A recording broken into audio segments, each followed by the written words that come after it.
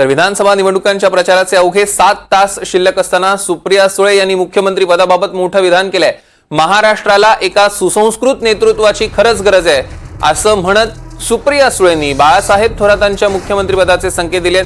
दुसरीकडे जयश्री थोरात यांना देखील 2029 मध्ये तिकीट देण्याबाबत सूचक विधान केलंय।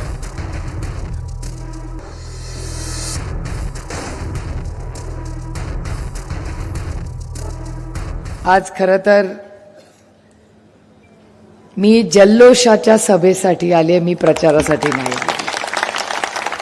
कारण बाळासाहेब त्यांचं नेतृत्व हे उभ्या महाराष्ट्राने पाहिलेलं आहे आणि तुमच्या मनात जे स्वप्न आहे ते पूर्ण व्हावं अशी माझी इच्छा आहे। कारण महाराष्ट्राला एक सुसंस्कृत नेतृत्वाची खरंच गरज आहे।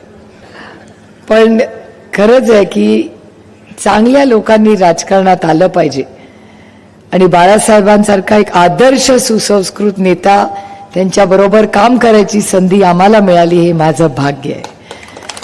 काँग्रेसमध्ये जेव्हा कधी आम्हाला चर्चा करायची असते, तुमची इच्छा, आता ते मी कसं ठरवणार, साहेब म्हणतील का बस। मी आता जयाचं भाषण ऐकत होते।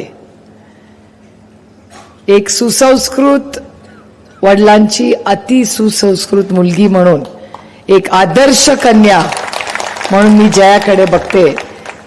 मी तुम्हाला एक न आवडणारी गोष्ट बोलणार आहे।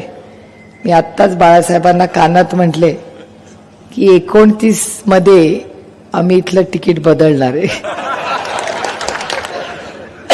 असं करू, हिला नेऊ दिल्लीला, म्हणजे मला जोडीदार होईल बाई। आपण बघू, मतदारसंघ बरेच आहेत महाराष्ट्रात आणि मेहनत केली तर मी चांगला मतदारसंघ शोधते।